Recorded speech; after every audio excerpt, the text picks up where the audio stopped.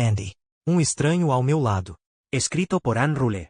Quando Anne Rule conheceu Ted Bundy em um centro de atendimento de prevenção ao suicídio, ela não fazia ideia de que aquele rapaz simpático e inteligente em que sentava ao lado dela e de quem até chegou a receber um cartão de Natal se tornaria um dos serial killers mais proeminentes da história. Ted Bundy confessou ter matado ao menos 36 mulheres nos Estados Unidos durante os anos 1970. Para estudiosos do caso, a contagem final é ainda maior. Ele pode até ter salvado vidas pelo centro de prevenção, mas ceifou outras dezenas quando ninguém estava olhando. Inúmeras famílias ficaram sem respostas, e ele foi executado em 1989 na cadeira elétrica. Mas estas informações todo mundo conhece. Chegou a hora de saber mais. Ted Bundy, Um Estranho ao Meu Lado é o livro de true crime mais aguardado pelos Darksiders e chega como um clássico na coleção Crime Sim Marca Registrada, da Darkside Marca Registrada Books. Anne Rule, em que teve uma extensa carreira publicando livros e reportagens sobre casos criminais, divide uma experiência que ninguém, em sã consciência, gostaria de ter. A proximidade com o serial killer e a descoberta de sua verdadeira face. Em Ted Bundy, Um Estranho ao Meu Lado, mergulhamos nas memórias de Rule através de um viés inusitado e assustador. Após mudar de emprego e começar a cobrir casos criminais, Rule se viu diante de um mistério envolvendo mortes consecutivas de mulheres. Até que, anos depois, quando estava escrevendo um livro sobre essas mesmas vítimas, a verdade veio à tona. Rule levou anos para aceitar e assimilar o fato de que o homem que havia causado tanto horror era o mesmo com quem havia passado sozinho os turnos da noite no trabalho. Em 2003, em uma entrevista ao Houston Chronicle, ela afirmou: "Por muito tempo eu nutri esperanças de que ele fosse inocente, de que, de alguma forma, isso tudo não passasse de um erro terrível." Sua experiência alterou drasticamente seu projeto. Ela não mais estava escrevendo sobre um assassino misterioso, e sim sobre alguém que havia conhecido pessoalmente. Equilibrando sua vivência pessoal cheia de descrenças, temores e conflitos e seu papel como repórter investigativa, Rule explora a dualidade de Bundy com uma intimidade ímpar. De um lado, um homem charmoso e carismático que dividia planos sobre reconquistar uma antiga namorada. De outro, um psicopata que nutria um ódio fervoroso por mulheres e vivia uma vida de mentira.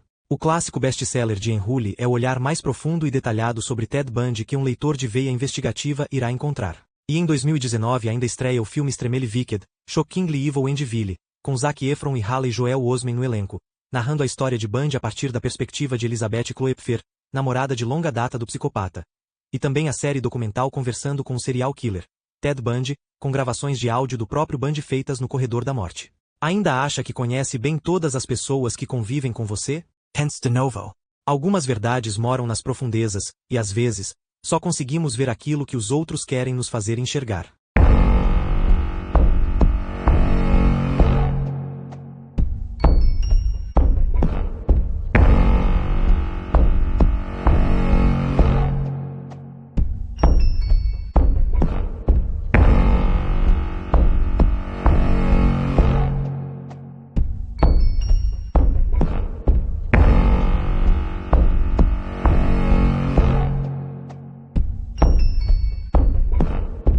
Capítulo 31. Ted ainda morava no The Oak e intensificou seus roubos. Com os cartões de crédito roubados, ele poderia comer e beber luxuosamente em restaurantes caros em Tallahassee, poderia comprar os itens de que precisava, mas não conseguia descobrir uma maneira de conseguir os $320 de seu próximo aluguel. Eu estava em Los Angeles, ainda meio esperando vê-lo sair das sombras no complexo de apartamentos em West Hollywood, ainda esperando ver seu sorriso amigável. Alguém tentou roubar meu carro.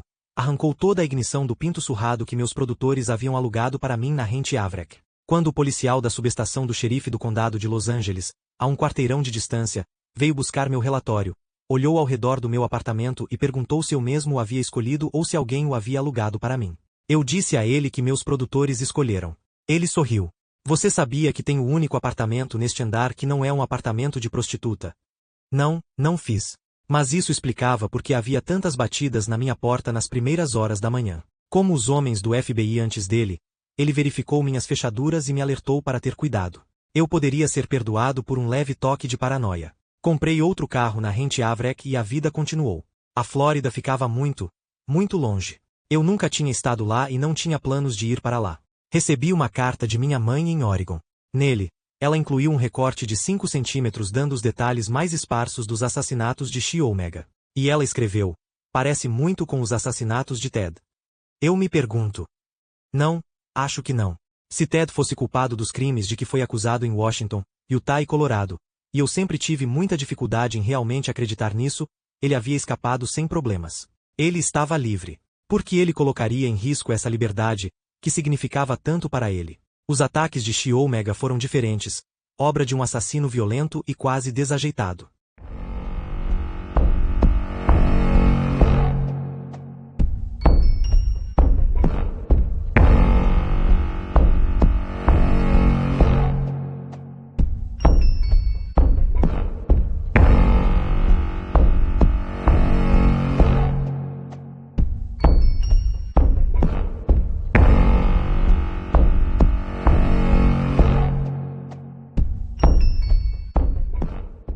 Capítulo 32. Um jovem chamado Randy Hagan morava em uma casa logo atrás do duplex da Dunwoody Street. Se ele ficasse na porta dos fundos, poderia olhar diretamente para a porta dos fundos de Cheryl Thomas. Em 13 de janeiro, ele encontrou a placa da licença faltando em seu Volkswagen Camper 1972. Não poderia simplesmente ter caído. Ele havia sido firmemente preso com porcas e parafusos. O número da licença era 13D11300. Hagan relatou que a etiqueta foi perdida e então recebeu uma nova etiqueta. Hagan morava tão perto do apartamento de Cheryl, tão perto da casa Shi Omega, na verdade, e tão perto do Carvalho. Em 5 de fevereiro, Fred McGee, que trabalhava para o Departamento de Audiovisual do Estado da Flórida, relatou que uma van Dodge branca de propriedade do departamento havia sido roubada, levada por alguém depois que ele a deixou estacionada no campus. Tinha placas da Flórida que eram amarelas brilhantes e marcavam 7.378. Além disso, tinha um número da Florida State University, 343, pintado no verso. 13 é uma designação estadual que significa que um veículo foi licenciado no condado de Leon. O D é para um veículo pequeno, e o trailer de Hagan se encaixaria nessa categoria. Se alguém tentasse colocar a placa de Hagan em um veículo maior, ele acabaria sendo localizado por um soldado e parado. Mas ninguém avistou a van Dodge roubada do departamento de audiovisual. Ninguém em Tallahassee ou em seus arredores, pelo menos. Tallahassee fica na parte noroeste de Flórida. Jacksonville fica a 320 quilômetros de distância no nordeste, ao longo do rio St. Johns, que deságua no Oceano Atlântico. Na quarta-feira, 8 de fevereiro de 1978, Leslie Parmenter, de 14 anos, deixou a Jeb Stuart Junior High School no Vesconet Boulevard em Jacksonville um pouco antes das 14 horas. O pai de Leslie é James Lester Parmenter, chefe dos detetives do Departamento de Polícia de Jacksonville, um veterano de 18 anos na força. Ela esperava ser pega por seu irmão de 21 anos, Danny, e atravessou a rua em frente à escola secundária e entrou no estacionamento do Camarte, ficando de olho em Danny. Os filhos de policiais tendem a ser um pouco mais cuidadosos do que a maioria das crianças e são alertados sobre os perigos com um pouco mais de frequência. Não salvou Melissa Smith em Mid Valley, Utah, quase 4 anos antes. E ele iria salvar Leslie. Estava chovendo naquele dia em Jacksonville, e Leslie Parmenter inclinou a cabeça contra o chuvisco que estava ganhando força. Ela se assustou quando uma van branca se moveu em sua direção e parou de repente. Um homem precisando se barbear, com óculos de armação escura, cabelo escuro ondulado, calça xadrez e uma jaqueta escura tipo marinho saltou da van e caminhou até ela, bloqueando seu caminho. O adolescente viu que ele tinha um distintivo de plástico preso à jaqueta. Dizia Richard Barton e Corpo de Bombeiros. Eu sou do Corpo de Bombeiros e meu nome é Richard Barton, ele começou. Você vai para aquela escola ali? Alguém me disse que sim. Você vai ao Camarte? Ela olhou para ele, perplexa e mais do que um pouco assustada. Por que deveria importar para ele quem ela era? O homem estava nervoso, parecia estar escolhendo suas próximas palavras. Leslie não respondeu. Ela olhou em volta procurando a caminhonete de seu irmão, a caminhonete que tinha o nome da empresa de construção que seu pai possuía e para a qual Danny trabalhava. O homem não parecia um bombeiro. Ele estava muito desgrenhado e tinha uma expressão estranha, um olhar que a fez estremecer. Ela tentou evitá-lo, mas ele continuou a bloquear seu caminho. Naquele momento, Danny Parmenter entrou no estacionamento. Ele parou de trabalhar mais cedo por causa da chuva, outro fator que provavelmente salvou Leslie. Ele viu a van Dodge branca, viu que a porta estava aberta e que o motorista estava parado ao lado dela, conversando com sua irmã. Ele não gostou da aparência. Danny Parmenter parou ao lado do estranho e perguntou o que ele queria. Nada, o homem murmurou. Ele parecia agitado com a chegada do irmão da garota. Entre na caminhonete, Danny disse baixinho a Leslie, e então saiu e caminhou em direção ao homem de calça xadrez. O homem recuou e subiu rapidamente na van. Novamente, Parmenter perguntou o que ele queria. Nada, nada. Eu só pensei que ela era outra pessoa. Eu só estava perguntando quem ela era. E então a janela da van foi fechada às pressas e o homem saiu do estacionamento. Parmentier percebeu que ele estava tão nervoso que na verdade estava tremendo, sua voz trêmula. Danny Parmentier seguiu a van, depois a perdeu no trânsito, mas não antes de anotar o número da licença. 13D 11.300. Se Leslie não fosse filha de um detetive, o incidente poderia ter sido esquecido, mas Parmentier teve um pressentimento quando Danny e Leslie lhe contaram o que acontecerá naquela noite. A coisa toda cheirava mal e ele estava grato por sua filha estar bem. Mas ele não parou por aí. Toda a sua orientação era proteger a filha de cada homem. Ele sabia que o 13 significava que o condado de Leon atravessava o estado. Ele iria verificar isso com detetives em Tallahassee. Suas próprias obrigações o mantiveram ocupado durante a maior parte do dia 9 de fevereiro. Ele não teria tempo de ligar para a capital antes do final da tarde. Lake City, Flórida, fica a meio caminho entre Jacksonville e Tallahassee. A bonita Kimberly Diane Leach, de cabelos escuros, 12 anos, morava em Lake City.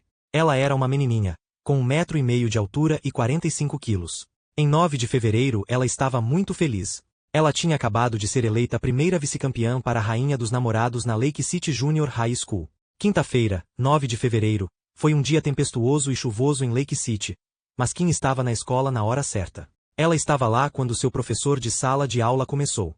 Talvez porque ela estava tão animada por estar na quadra para o baile dos namorados, Kim esqueceu sua bolsa quando ela saiu de sua sala de aula e foi para sua primeira aula de educação física. Quando ela fez descobrir que ela tinha deixado para trás, seu professor lhe deu permissão para voltar e obtê-lo. Significava correr na chuva para outro prédio, mas Kim e sua amiga, Priscilla Blackney, não se importaram. Eles correram pela porta dos fundos, que dá para a West St. John's Street. Eles chegaram à sala de aula sem incidentes, e Priscilla começou a seguir Kim de volta para o pátio varrido pela chuva. Então se lembrou de algo que precisava pegar. Quando ela correu atrás de Kim, ela se assustou. Ela viu um estranho acenando para Kim em direção a um carro branco. Mais tarde, suas lembranças seriam um tanto confusas, talvez por seu choque com o destino de Kim. Ela tinha visto Kim no veículo, ou ela apenas tinha imaginado isso. Mas ela tinha visto o homem. E Kim se foi. Clint Edenfield, um idoso guarda de travessia escolar, trabalhando naquela manhã no frio de 35 graus, fustigado por ventos que atingiam 25 milhas por hora, notou um homem em uma van branca. A van estava bloqueando o tráfego e Edenfield viu que o motorista estava olhando para o pátio da escola. Ele esqueceu aquela van rapidamente. Era irritante, nada mais. Clarence Lee Andy Anderson, tenente paramédico do Corpo de Bombeiros de Lake City, passou pela escola secundária alguns minutos depois. Anderson vinha trabalhando em turnos duplos e tinha problemas em sua mente que o distraíam. Ele também ficou aborrecido com o fato de a van branca estar bloqueando o tráfego e freou atrás dela. À sua esquerda, Anderson notou uma adolescente com longos cabelos escuros. O jovem parecia estar à beira das lágrimas. A garota estava sendo conduzida em direção à van por um homem que parecia ter 30 e poucos anos. Um homem com uma cabeça cheia de cabelos castanhos ondulados. O homem estava carrancudo e Anderson teve a impressão de que ele era um pai zangado, resgatando uma filha que havia sido mandada para a casa da escola. Ele pensou que alguém iria levar uma surra quando o homem empurrou a garota para o banco do passageiro da van. E então correu para o lado do motorista, ligou o motor e saiu rugindo. Anderson não disse nada a ninguém. O incidente não parecia tão incomum. Era de se esperar que um homem se afastasse do trabalho porque seu filho tinha se metido em problemas na escola, ficaria com raiva. O bombeiro seguiu para o trabalho, para o corpo de bombeiros, que fica no mesmo prédio do departamento de polícia de Lake City. Jack Moore, esposa de um cirurgião de Lake City, estava dirigindo para o leste na rodovia 90 naquela manhã, depois de buscar sua empregada. Ela viu uma van branca suja se aproximando e engasgou quando a van repentinamente deu uma guinada em sua pista. Girou para trás e então desviou em direção a seu carro novamente, quase forçando-a a sair da estrada. Ela teve um vislumbre do motorista. Era um homem de cabelos castanhos, um homem que parecia zangado, enfurecido. Ele não estava olhando para a estrada. Ele estava olhando para o banco do passageiro e sua boca estava aberta, como se ele estivesse gritando. E então a van desapareceu em direção ao oeste, deixando a senhora Moore e sua empregada tremendo com o quão perto elas chegaram de uma colisão frontal. Os pais de Kim, Thomas Leach, um paisagista, e Freda Leach, uma cabeleireira, passaram o dia de trabalho sem saber que sua filha estava desaparecida. Já era fim da tarde quando a secretaria de atendimento da escola ligava rotineiramente para Freda para perguntar se Kim estava doente. Ela não estava na escola. Mas Kim está na escola, respondeu a mãe. Eu a levei até lá esta manhã. Não, foi a resposta. Ela saiu durante o primeiro período. Os Leach sentiram um pavor absoluto, algo que só os pais podem saber. Eles tentaram torcer para que Kim tivesse variado seu padrão confiável de costume, que ela voltasse para casa depois da escola com uma boa explicação. Quando ela não o fez, eles correram para Lake City Junior High School e vasculharam os arredores. As autoridades escolares sentiram que Kim havia fugido, mas seus pais não acreditaram nisso. Ela estava muito animada com o baile do Dia dos Namorados para começar. Mas o elemento mais importante era que Kim simplesmente não fugiria. Kim não chegou em casa para o jantar, pois as ruas do lado de fora escureciam e o vento batia com a chuva nas janelas. Onde ela estava? Seus pais ligaram para sua melhor amiga e todos os seus outros amigos. Nenhum deles tinha visto Kim. Apenas Priscila a vira se afastar do estranho. Os Leaches ligaram para a polícia de Lake City. O chefe Paul Philpott tentou tranquilizá-los. O mais confiável dos jovens às vezes foge. Mesmo enquanto tentava acreditar no que dizia a seus pais frenéticos, ele mandou um chamado a todos os patrulheiros para cuidar dela. Kim era uma aluna nota A, novamente, como todos os outros, superior em todos os sentidos. Ela não teria fugido. O bolo de Kimberly Little listava as roupas que ela usava na última vez em que foi vista. Jeans, uma camisa de futebol com 83 nas costas e no peito, um longo casaco marrom com gola de pele falsa. Cabelo castanho, olhos castanhos e bonitos.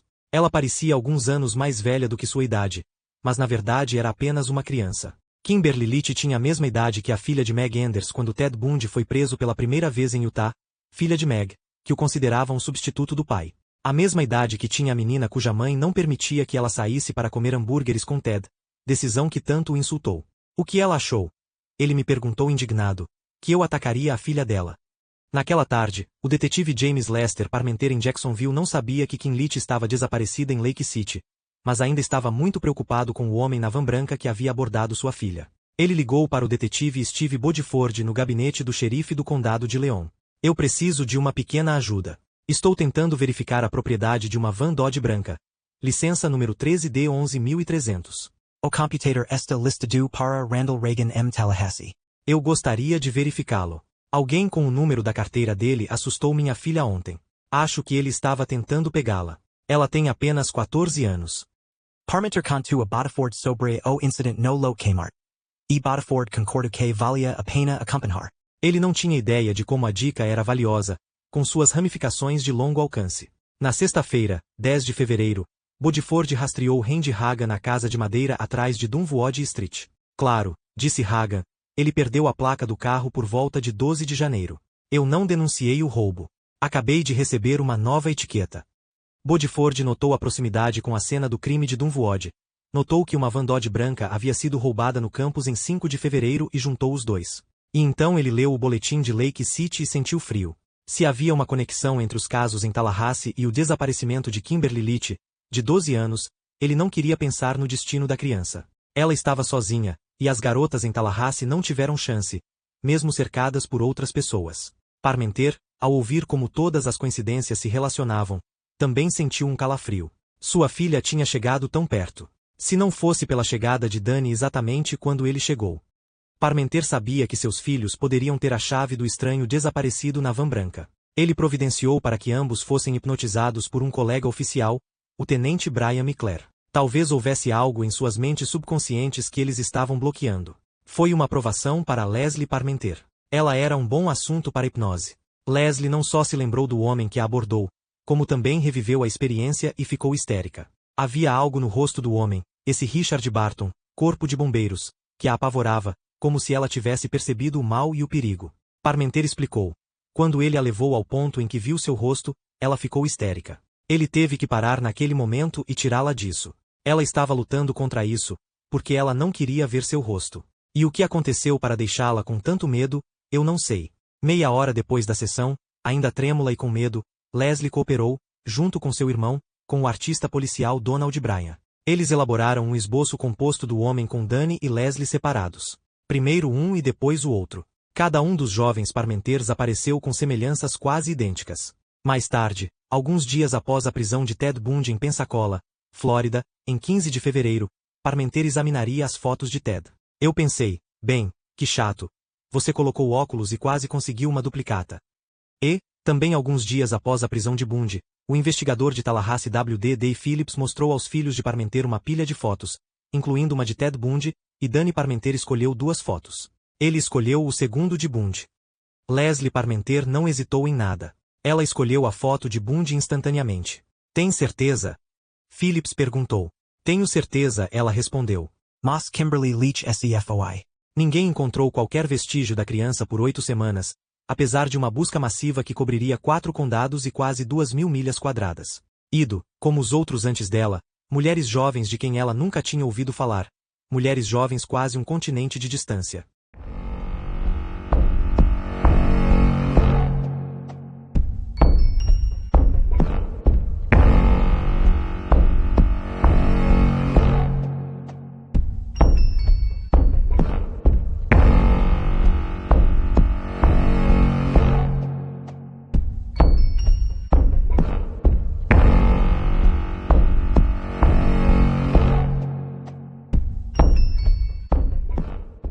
Capítulo 33. Era 10 de fevereiro de 1978 e as coisas estavam se aproximando de Ted Bundy. Ainda assim, ninguém sabia que ele era Ted Bundy, mas os policiais idiotas que ele detestava e insultava estavam começando a pegá-lo. Ele protelou seu senhorio, disse-lhe que teria o dinheiro para os 2 meses de aluguel em 1 ou 2 dias, e isso foi suavizado por enquanto, mas ele estava planejando deixar Tallahassee. Ele não teria o dinheiro e não conseguia ver uma maneira de obtê-lo. As estacas do Departamento de Polícia de Tallahassee e do gabinete do xerife do condado de Leon ainda estavam reforçando a vigilância no campus do estado da Flórida. Alguns dos carros estavam marcados. Alguns não. Roy Dickey, um veterano de 6 anos e meio da força de Tallahassee, estava sentado em sua viatura perto do cruzamento da Dunwoody Street com a St. Augustine às 10h45 da noite do dia 10. Ele já estava ali há 2 ou 3 horas e estava ficando entediado. As estacas são cansativas, têm câimbras musculares e geralmente são improdutivas. Ocasionalmente, ele falava por walkie-talkie com o policial Don Ford, que observava e esperava na esquina da Pensacola com a Woodward. E então Dickey viu um homem caminhando em direção ao cruzamento, um homem que viera do estádio do estado da Flórida e da área do driving range. O homem não tinha pressa. Ele caminhou para o leste na St. Augustine e depois cortou para o norte na Dunwoody, antes de desaparecer entre o duplex de Cheryl Thomas e a casa ao lado dele. O homem vestia calça jeans, colete acolchoado vermelho, boné azul e tênis de corrida. Ao passar sob a luz da rua na esquina, ele olhou para o carro patrulha, brevemente, e Dickey viu seu rosto claramente.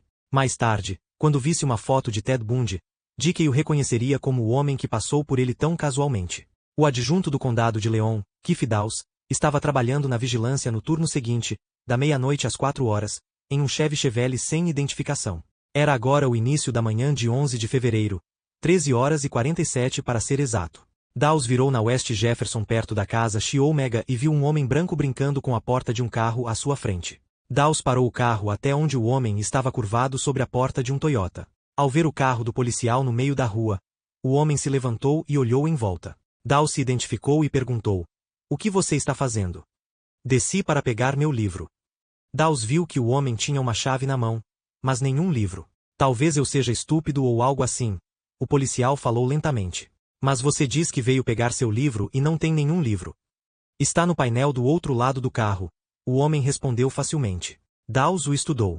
Ele parecia ter quase 30 anos, usava jeans que parecia novo em folha e um colete acolchoado laranja-avermelhado. Quando ele se curvou com a chave, o delegado pôde ver que não havia carteira no bolso de trás da calça jeans. O homem de cabelos castanhos também parecia bêbado, completamente exausto. Não era um livro sobre o painel do lado do passageiro, mas o homem disse que não tinha ideia, ele tinha acabado de descer do seu quarto. Ele não havia estacionado na West College Avenue, onde morava, porque todas as vagas estavam ocupadas. Isso fazia sentido. O estacionamento no campus era apertado. Primeiro a chegar, primeiro a ser servido. Dawes apontou sua lanterna para o interior do Toyota verde e viu que o assento e as tábuas do assoalho estavam cobertos de papéis. Ele viu a ponta minúscula de uma etiqueta de licença sob os papéis no chão. De quem é essa etiqueta? Qual tag? O homem estava mexendo nos papéis e sua mão bateu na etiqueta. Essa etiqueta que você está usando. O homem de colete entregou a etiqueta a Dawes, explicando que a havia encontrado em algum lugar e nunca pensou que alguém pudesse perdê-la. A etiqueta dizia 13D11300. Dawes não reconheceu o número, mas ele costumava ir até o rádio do carro para verificar se havia roubado em desejos e mandados. Ele deixou o homem parado ao lado do Toyota. Dawes estava com uma das mãos no microfone e a etiqueta na outra. E então o homem disparou de repente, atravessando a rua, entre 2 prédios de apartamentos, e pulando um muro de contenção. Dawes foi pego de surpresa. O homem pareceu cooperar. Mais tarde, ele descreveria com tristeza a cena para um júri de Miami. A última vez que o vi, poderia tê-lo acertado com uma bola de beisebol. Você está falando sobre a largura deste tribunal. O corredor saltou sobre o muro de contenção, diretamente para o quintal do DeOc, e desapareceu. A etiqueta, é claro, foi registrada para Randy Hagan. Mas quando Dawes foi à casa de Hagan, ele obviamente não era o mesmo indivíduo que fugiu do deputado. O homem que tinha coelhinho foi mais tarde escolhido por Dawes em uma lista de fotos.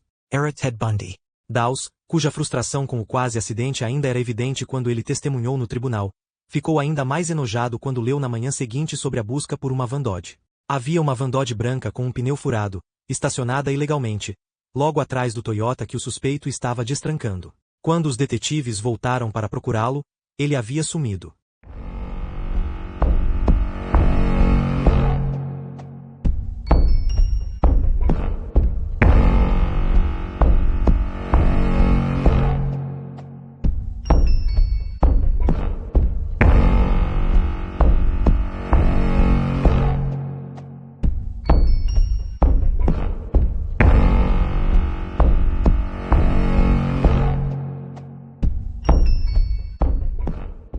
Capítulo 34. O homem identificou mais tarde quando Ted Bundy saltou sobre o muro de contenção do DeOc e desapareceu nas primeiras horas da manhã de 11 de fevereiro. Seu senhorio, que o conhecia, é claro, como Chris Hagen, o viu no dia 11 e percebeu que ele parecia cansado, como se tivesse realmente passado por isso. A estada de Ted no DeOc em Tallahassee estava prestes a terminar, mas primeiro, na noite de 11 de fevereiro, ele se deu uma última refeição no Shakespeare no Adams Street Mall. Uma refeição onde a conta para os franceses a culinária e o vinho chegaram a US $18,50. Ele pagou com um dos cartões de crédito roubados, também cobrando uma gorjeta de US $2. As garçonetes do Shakespeare se lembram dele porque ele tinha um ar muito frio. Ele guardou para si mesmo. Você não poderia conversar com ele. Ele pediu um bom vinho. Uma noite, ele bebeu uma garrafa cheia e em outra ocasião ele pediu uma garrafa de vinho branco espumante e bebeu a metade.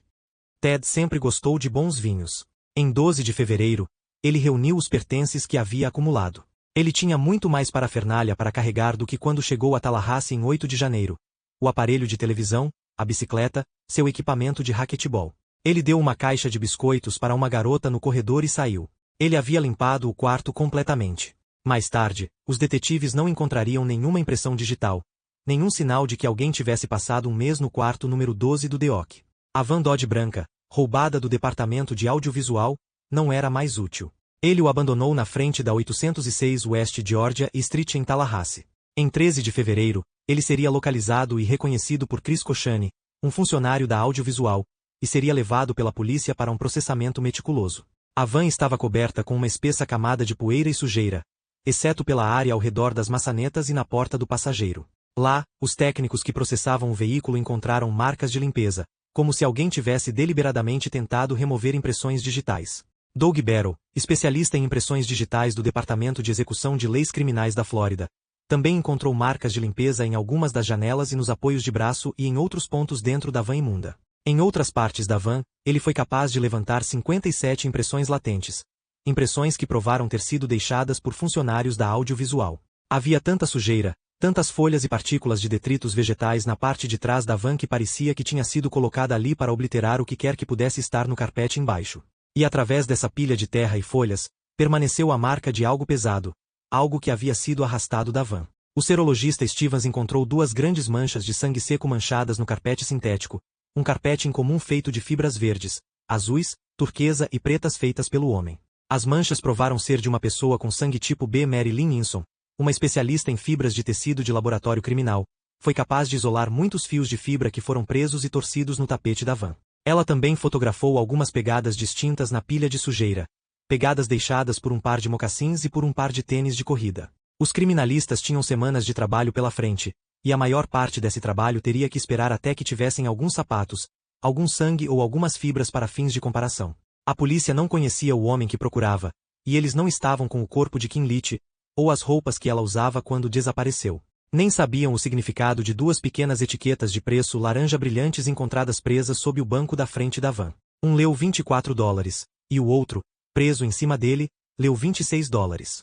O nome da loja era Green Acre Sporting Goods, uma empresa de equipamentos esportivos com 75 lojas no Alabama, Geórgia e Flórida. O detetive J.D. Sevell foi designado para descobrir qual loja usava aquele tipo de etiqueta de preço laranja avermelhada, aquele lápis de marcação e qual item poderia ter sido vendido por US $24 ou US $26. Ted Semper preferiu o Volkswagen Bugs. Naquele último dia em Tallahassee, ele avistou um pequeno VW laranja, um carro pertencente a um jovem chamado Rick Garzaniti, um trabalhador da construção civil da Suntrail Construction. Garzaniti relataria à polícia que alguém havia roubado seu carro em 12 de fevereiro na rua 529 East Georgia. As chaves estavam nele. Foi um alvo fácil para Ted. Ele tinha uma etiqueta roubada, uma etiqueta que tirou de outro Volkswagen em Tallahassee. 13D0743. Ele guardou sua bicicleta Harley e o aparelho de televisão na parte de trás e deixou a capital da Flórida para o que ele esperava que fosse a última vez. Desta vez, ele se dirigiu não para o leste, mas para o oeste. Às 9 da manhã seguinte, uma recepcionista, Betty Jean Barnil, no Holiday Inn em Cresthill, 150 milhas a oeste de Tallahassee, teve uma discussão com um homem que chegará em um Volkswagen laranja. Quando terminou o café da manhã, tentou pagar com um cartão de crédito do Golfo, um cartão com o nome de uma mulher. Quando ele começou a assinar o nome da mulher na folha de cobrança, ela disse que ele não poderia fazer isso. Ele ficou tão zangado que jogou o cartão na cara dela e saiu apressado. Mais tarde, ao ler artigos sobre a prisão de Ted Bundy, ela o reconheceu como o homem que ficará tão furioso.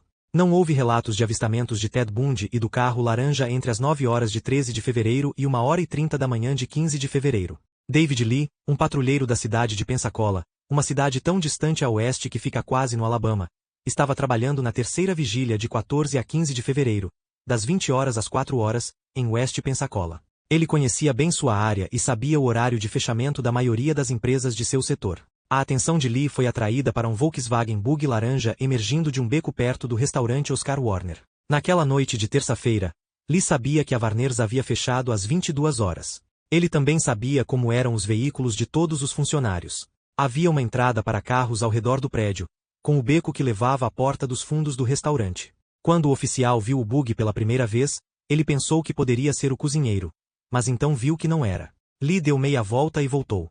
O Volkswagen rodou lentamente enquanto a viatura estacionava atrás dele. Não houve violações. Nesse ponto, Lee estava simplesmente curioso para ver quem estava dirigindo, já que o beco que levava ao restaurante não era um atalho. Ele pegou o microfone e solicitou uma verificação de desejos e garantias na placa do carro. Então ele acendeu as luzes azuis, sinalizando para o Volkswagen parar. A etiqueta voltou, roubada. Enquanto o preguiçoso feixe azul girava em cima da viatura de Lee, o carro laranja à frente acelerou. A perseguição continuou por 1 milha, ao longo da linha no condado de Escambia, com velocidades de até 60 milhas por hora. Logo após o cruzamento das ruas Cross e West Douglas, o Volkswagen parou. Lee sacou seu revólver de serviço e caminhou até o lado do motorista. Ele suspeitou que havia mais alguém no banco da frente. Ele estava cauteloso e seus backups estavam muito atrás dele. A vida de Ted Bundy tem um jeito de andar em círculos. Uma vez antes, enquanto dirigia um Volkswagen, ele fugiu correndo de um policial. Uma vez antes, ele finalmente parou.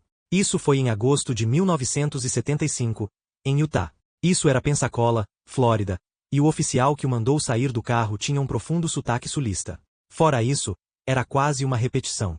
Só que desta vez Ted estava no fim de sua corda. Desta vez ele lutaria. David Lee era um ano mais novo e cerca de 10 quilos a mais que Ted.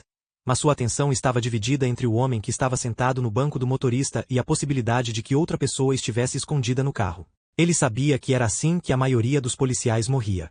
Ele ordenou que Ted saísse e lhe disse para deitar de bruços na calçada. Ted recusou e Lee não conseguiu ver suas mãos. Finalmente, Ted obedeceu, mas enquanto Lee algemava o pulso esquerdo de seu suspeito, Ted de repente rolou e chutou os pés de Lee debaixo dele, e então atingiu o policial. Agora, Ted estava no topo da confusão de braços e pernas. Lee ainda estava com o revólver. Ele disparou um tiro, direto, para tirar o suspeito de cima dele. E então Ted estava correndo para o sul na West Douglas Street. Lee estava bem atrás dele, gritando, "Pare! Hero you hero!" Ted fez o cruzamento e virou à esquerda na Cross Street. Sua única resposta aos gritos de Lee foi virar ligeiramente para a esquerda. Lee viu algo em sua mão esquerda. Ele tinha se esquecido da algema na emoção do momento e pensou que o homem que estava perseguindo tinha uma arma. Ele disparou outra rodada, desta vez diretamente no suspeito. Ted atingiu o chão e Lee achou que ele o havia acertado. O oficial correu para ver o quão gravemente o corredor estava ferido, e sua presa voltou a lutar. Ele não havia sido atingido e estava lutando para agarrar a arma de Lee. A luta durou muito tempo, pelo menos pareceu muito tempo para Lee. Alguém estava gritando socorro, de novo e de novo. Lee ficou surpreso ao perceber que era o suspeito. Ao relembrar o incidente mais tarde no tribunal, ele comentaria: "Eu esperava que houvesse ajuda vindo para mim. Um cara saiu de sua casa e me perguntou o que eu estava fazendo com o homem no chão. Eu também estava de uniforme." Finalmente, a força de Lee prevaleceu e ele conseguiu subjugar o suspeito e algemar suas mãos atrás das costas. Ele não tinha a menor ideia no mundo de que acabará de prender um dos 10 criminosos mais procurados do FBI. Lee levou o homem para sua viatura, leu para ele seus direitos sob Miranda e se dirigiu para a delegacia. O suspeito, com toda a luta fora dele, parecia estranhamente deprimido. Ele ficava repetindo: "Eu gostaria que você tivesse me matado." Ao se aproximarem da prisão, ele se virou para Lee e perguntou: "Se eu fugir de você na prisão, você vai me matar?" Lee ficou confuso. O homem não estava bêbado e foi preso apenas por posse de um veículo roubado. Ele não conseguia entender o humor negro e suicida que de repente tomou conta de seu prisioneiro. O detetive Norman M. Chapman Jr. estava de plantão naquela noite. Chapman é um homem com uma voz quente de xarope de bordo. Se pesasse mais 23 quilos, o detetive de bigode e cabelos escuros se pareceria com o irmão gêmeo de Oliver Hardy. Se pesasse 20 quilos a menos, poderia dobrar por Bart Reynolds. Quando ele entrou no quartel-general de Pensacola às 3 horas da manhã de 15 de fevereiro, viu o suspeito dormindo no chão. Ele acordou o prisioneiro e o levou para cima para uma sala de interrogatório, onde ele leu seus direitos novamente em um cartão de advertência de Miranda. O suspeito assentiu e deu seu nome: Kenneth Raymond Misner. Misner tinha 3 conjuntos completos de identificação, todos em nomes de alunos, 21 cartões de crédito roubados, um aparelho de televisão roubado, um carro roubado, etiquetas roubadas e a bicicleta. ELE do SU Enderico Como 509 West College Avenue, Tallahassee. Ken Misner concordou com uma declaração gravada. Ele parecia um pouco maltratado. Ele tinha arranhões e hematomas nos lábios e bochechas, sangue nas costas da camisa. Ele assinou as renúncias de seus direitos e admitiu que havia retirado os cartões de crédito das carteiras das mulheres e também roubado o carro e as placas de licença. Ele roubou as identificações de tabernas. Por que ele atacou o policial Lee? Isso era bastante simples. Ele queria ir embora. Às 6h30 do dia 15 de fevereiro, o interrogatório foi interrompido quando Misner solicitou um médico. Ele foi levado a um hospital para tratamento de seus ferimentos que se limitaram a cortes e hematomas. Então ele dormiu a manhã toda na prisão. Em Tallahassee, a 300 quilômetros de distância, o verdadeiro Ken Misner ficou surpreso ao saber de sua prisão. O astro do FSU não fazia ideia, é claro, de que alguém se apropriara de seu nome e de sua vida. O detetive Don Patchen de Tallahassee e o detetive do condado de Leon, Steve Bodiford, foram de carro a Pensacola na tarde do dia 15. Eles sabiam que o prisioneiro não era Misner, mas não sabiam quem ele realmente era, apenas que ele tinha alguns contatos em sua jurisdição. Eles conversaram brevemente com o suspeito, viram que ele estava em boas condições, mas exausto. "Sabemos que você não é Ken Misner", disseram a ele. "Gostaríamos de saber quem você é." Ele se recusou a dizer a eles, mas disse que falaria com eles na manhã seguinte. Às 7h15 do dia 16 de fevereiro, o prisioneiro ainda não identificado ouviu seus direitos e novamente assinou a renúncia: Kenneth Misner. Ele estava bastante disposto a discutir os roubos. Ele admitiu ter roubado os cartões de crédito Master Charge, Exxon, Sunoco, Gulf, Bank Americar, Shell, Phillips 66, muitas cópias de cada um com nomes diferentes. Ele não conseguia se lembrar exatamente onde os tinha conseguido, mas a maioria deles tinha vindo de bolsas e carteiras em shoppings e tavernas em Tallahassee. Alguns dos nomes eram familiares. Alguns não. Houve tantos. A entrevista terminou quando Bodiford disse: "Diga seu nome." O suspeito riu. "Quem? Eu? Kenneth R. Misner. John R. Doe." O ainda desconhecido prisioneiro pediu alguns telefonemas. Ele queria ligar para um advogado em Atlanta, explicando que queria conselhos sobre quando deveria revelar sua verdadeira identidade e que apelo deveria fazer. O advogado era Millard O. Farmer, conhecido advogado de defesa criminal, cuja especialidade é a defesa de indiciados em casos de homicídio em que está envolvida a pena de morte. Farmer supostamente disse a Ted que um sócio iria voar para Pensacola no dia seguinte e que ele poderia dar seu nome então, mas não para admitir nada. Até essa revelação, Ted solicitou permissão para ligar para amigos e que nenhuma notícia de sua prisão ou de sua identidade fosse divulgada até a manhã seguinte, dia 17. Ted fez uma ligação depois das 16h30 do dia 16 de fevereiro. Uma ligação para John Henry Browne, seu velho amigo advogado em Seattle. Brownie soube que Ted estava em Pensacola, que havia sido preso, mas ninguém sabia quem ele era ainda. Brownie achou o estado de Ted perturbado e teve dificuldade em extrair os fatos. Ted levou 3 ou 4 minutos para explicar por que estava sob custódia, e Ted não queria muito falar sobre isso. Ele queria falar sobre os velhos tempos em Seattle, para saber o que estava acontecendo em sua cidade natal. Brownie disse-lhe uma dúzia de vezes para não falar com ninguém sem o conselho de um advogado. Dado o estado de espírito inconstante de Ted, ele sentiu que Ted se arriscaria se falasse com detetives. Ted sempre ouvirá os conselhos de Brownie antes. Tudo mudou em 16 de fevereiro. Ted parecia não estar ouvindo mais. O defensor público de Pensacola, Terry Turrell, foi à cela de Ted às 17 horas e ficou com ele até 21 horas e 45. Ele viu que o homem estava desabando. Sua cabeça estava baixa, ele chorava e fumava um após o outro. Durante o tempo que Turrell passou com Ted, Ted fez várias ligações telefônicas de longa distância, para quem Ted não quis dizer. E, estranhamente para um ex-protestante, um mórmon um tanto fracassado, Ted pediu para ver um padre católico. O padre Michael Mood ficou fechado com ele por um tempo e depois foi embora, levando consigo qualquer informação privilegiada que Ted pudesse ou não ter lhe dado. Os detetives de Pensacola disseram que compartilharam hambúrgueres e batatas fritas com ele naquela noite, que ele comeu. Eu não sei. Sei apenas que a fachada cuidadosamente construída estava se despedaçando, caindo em pedaços de desespero. Eu sei, porque conversei com Ted Bundy várias horas depois. Pela primeira vez, ele queria afrouxar um fardo terrível de sua alma.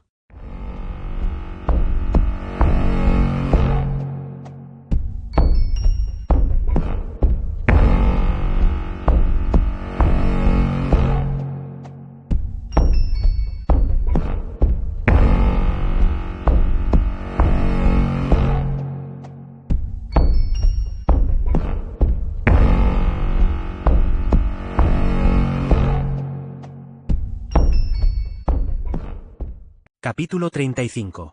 Naquela noite de quinta-feira, 16 de fevereiro de 1978, eu estava em meu apartamento em Los Angeles. De alguma forma, a notícia da prisão de Ted foi filtrada para as fontes de notícias do Noroeste, mesmo antes que os detetives de Pensacola e Tallahassee soubessem com certeza quem eles tinham. Ted estava sendo interrogado em Pensacola quando meu pai me ligou de Salem, Oregon, por volta das 23 horas, horário da costa do Pacífico, e me disse: eles pegaram Ted Bundy em Pensacola, Flórida. Está no noticiário aqui.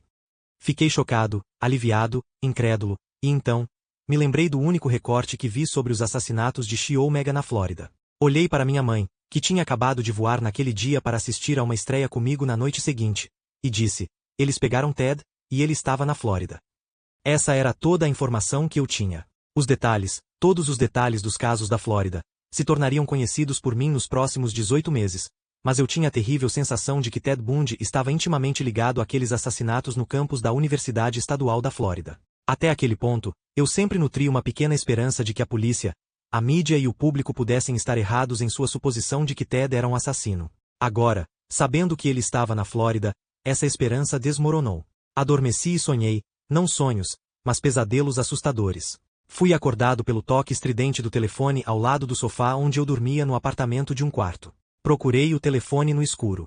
Uma voz profunda e distintamente sulista perguntou se eu era Henry. Eu disse que sim, e ele me disse que era o detetive Norman Shepman, do Departamento de Polícia de Pensacola. Você vai falar com Theodore Bundy?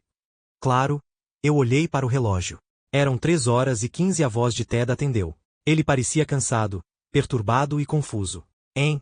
Eu não sei o que fazer. Eles estão falando comigo. Temos conversado muito. Estou tentando decidir o que devo fazer. Você está bem?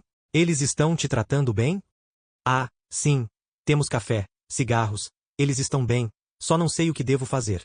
Talvez porque tenha sido despertado de um sono profundo, porque não tive tempo para pensar.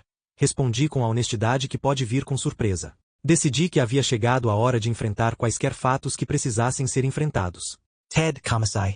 Já faz muito tempo e acho que talvez agora seja a hora de colocar tudo para fora. Acho que você deveria contar a alguém sobre isso. Tudo isso, alguém que te entende, alguém que tem sido seu amigo. Você quer fazer isso? Sim, sim. Você pode vir? Eu preciso de ajuda. Em certo sentido, era uma ligação que eu esperava há anos, desde que soube que Ted me ligou naquela meia-noite de novembro de 1974, quando estava obviamente perturbado com alguma coisa. Isso aconteceu depois que a última vítima, Debbie Kent, desapareceu em Utah. Sempre senti, desde então, que Ted sabia que eu sabia que ele poderia me contar as coisas terríveis engarrafadas em sua mente, e que eu poderia aguentar. Foi esta a chamada? Eu disse a ele que achava que poderia ir, mas que não tinha dinheiro para uma passagem de avião, nem sabia quando os aviões partiram de Los Angeles para a Flórida. Posso encontrar o dinheiro, em algum lugar, e chegarei lá assim que puder. Acho que eles vão pagar pela sua passagem aérea a partir daqui, disse ele. Eu acho que eles querem que você venha também. Ok, deixe-me tomar uma xícara de café e colocar minha cabeça no lugar. Vou verificar com as companhias aéreas e ligo de volta em alguns minutos. Dê-me o número de onde você está. Ele me deu o número do escritório do capitão no departamento de polícia de Pensacola, e desligamos. Liguei imediatamente para as companhias aéreas. Descobri que poderia pegar um avião no início da manhã e chegar a Pensacola, via Atlanta, na tarde seguinte. Senti que o detetive Chapman queria que eu estivesse lá. Por que mais ele teria me ligado? Mais tarde, soube que ele havia entrado em contato com minha babá em Seattle pelo telefone residencial e teve que colocar seu capitão na linha antes que minha babá liberasse meu número. Eles tiveram muito trabalho para me encontrar. No entanto, quando tentei ligar de volta para a sala de interrogatório poucos minutos depois, o sargento me disse que nenhuma ligação estava sendo permitida. Expliquei que acabará de falar com Norm Chapman e Ted Bundy e que eles aguardavam minha ligação. Mas ainda assim a resposta foi não. Fiquei completamente perplexo até que recebi um telefonema 30 horas depois de Ron Johnson, um assistente do procurador do estado da Flórida. Eu quero que você venha. Acho que você deveria vir, mas os detetives aqui querem 3 dias para obter uma confissão de Ted Bundy. Então, se eles não conseguirem eles vão mandar buscá-lo. Eles nunca o fizeram. Eu nunca veria nenhum dos envolvidos até entrar no julgamento de Ted em Miami, em julho de 1979. E só então eu saberia o que havia acontecido durante aquela longa noite de 16 a 17 de fevereiro de 1978 e nos dias que se seguiram. Parte do interrogatório foi gravada, uma fita de 1 hora tocada em voz alta na audiência pré-julgamento em Miami. Parte disso saiu em audiências preliminares, testemunhadas pelos próprios detetives, esses homens que passaram tantas horas encerrados com Ted. Norm Chapman, Steve Bodford, Don Patchen e o capitão Jack Poitinger. Se eu tivesse tido permissão para falar com Ted durante aqueles primeiros dias após sua prisão em Pensacola, as coisas teriam sido diferentes? Agora haveria mais respostas. Ou eu teria voado para a Flórida apenas para encontrar as mesmas declarações evasivas e sinuosas que Ted deu aos detetives. Eu nunca saberei.